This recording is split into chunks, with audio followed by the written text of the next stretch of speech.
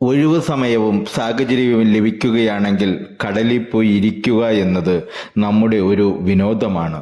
ഒരിക്കലും നിലയ്ക്കാത്ത തിരമാലകളും ഒപ്പമുള്ള ആ കാറ്റുമെല്ലാം നമ്മെ എന്നും മറ്റൊരു ലോകത്തേക്കാണ് കൂട്ടിക്കൊണ്ടു പോകാറ്.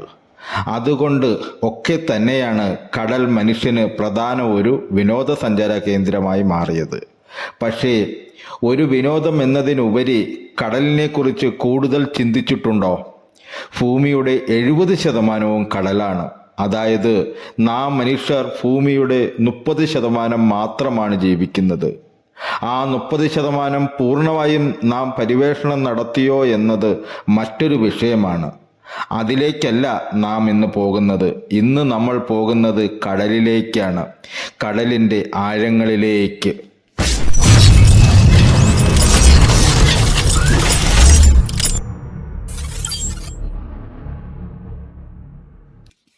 കടലിൻ്റെ ആഴം നാം നിരവധി ഭാഗങ്ങളായി തിരിച്ചിട്ടുണ്ട്.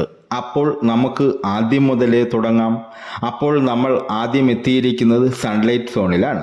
സൂര്യപ്രകാശം വളരെയധികം ലഭിക്കുന്ന ഒരു ഭാഗമാണിത്.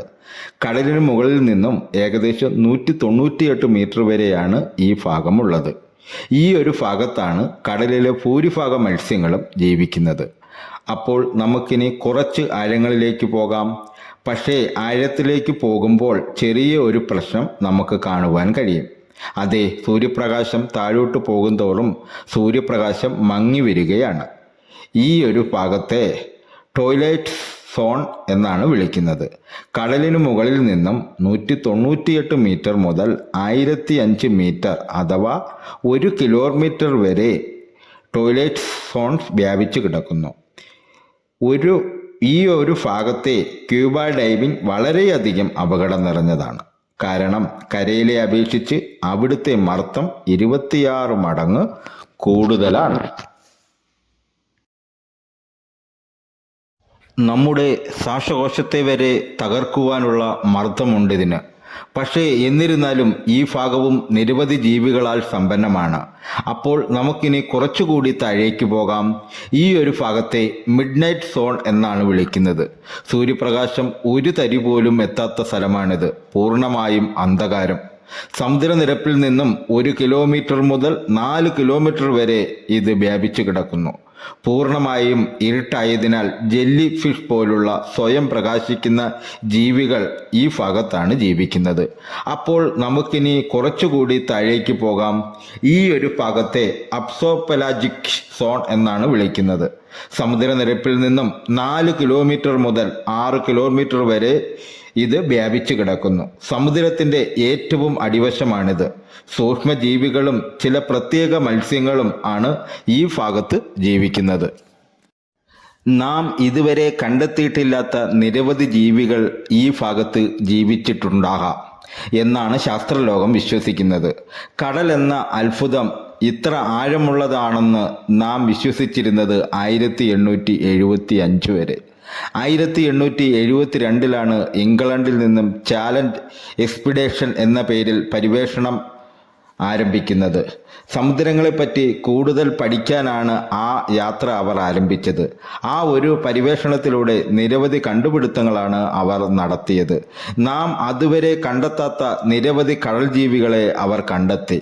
മാത്രമല്ല കടലിൻ്റെ പല ഭാഗങ്ങളിലെ ആഴം അവർ അളക്കുകയും ചെയ്തിരുന്നു.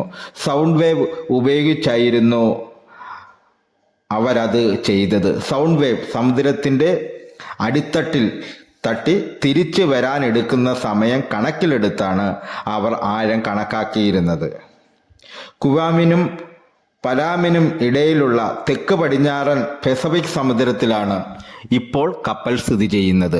അവർ ഇപ്പോൾ ആ ഭാഗത്തിൻ്റെ ആഴം കണ്ടുപിടിക്കാൻ ആരംഭിച്ചു. പക്ഷേ സൗണ്ട് വേവ് ഉപയോഗിച്ച് അവർ കണ്ടെത്തിയ റിസൾട്ടിൽ ചില പ്രശ്നങ്ങൾ ഉണ്ടായിരുന്നു. വലിയ സംഖ്യകളായിരുന്നു അവർക്ക് ലഭിച്ചുകൊണ്ടിരുന്നത്. അങ്ങനെ അവർക്കത് മനസ്സിലായി ഉപകരണത്തിലെ ചില സാങ്കേതിക തകരാറാണിത്. ശേഷം ഉപകരണത്തിന് എന്താണ് പ്രശ്നമെന്ന് അവർ പരിശോധിക്കുവാൻ ആരംഭിച്ചു. പരിശോധനയ്ക്ക് ശേഷം വലിയൊരു ഞെട്ടലാണ് അവർക്കുണ്ടായത്. ഉപകരണത്തിന് യാതൊരു പ്രശ്നവും ഉണ്ടായിരുന്നില്ല. അവർക്ക് കിട്ടിയ റിസൾട്ടുകളെല്ലാം കൃത്യമായിരുന്നു. പിന്നീടുള്ള വർഷങ്ങളിൽ നിരവധി പര്യവേഷണങ്ങൾ ആ പ്രദേശത്ത് നടന്നു.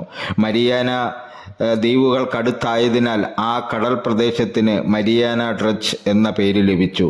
ഇന്ന് മനുഷ്യൻ കണ്ടുപിടിച്ചതിൽ വെച്ച് ഏറ്റവും ആഴം കൂടിയ സ്ഥലമായി ഇത് നിലകൊള്ളുന്നു. സമുദ്രനിരപ്പിൽ നിന്നും 11 കിലോമീറ്റർ താഴെയാണ് ഇത് സ്ഥിതി ചെയ്യുന്നത്.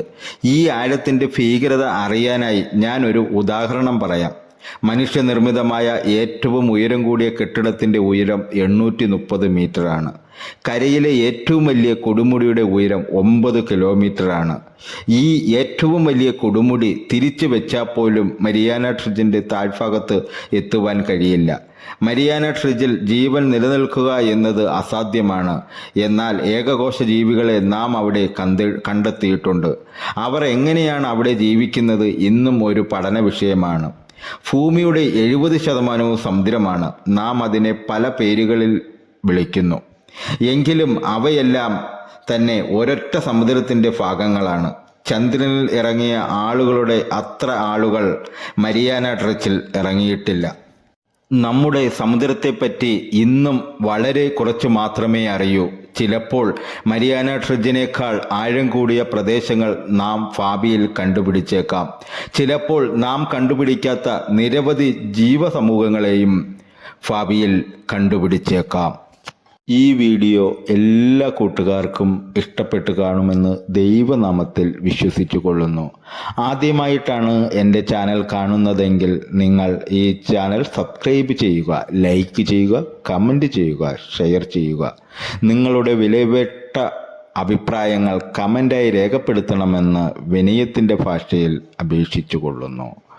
അടുത്ത ഒരു ദിവസം അടുത്ത ഒരു വീഡിയോയുമായി ഇനിയും നമുക്ക് കാണാം കൂട്ടുകാരെ.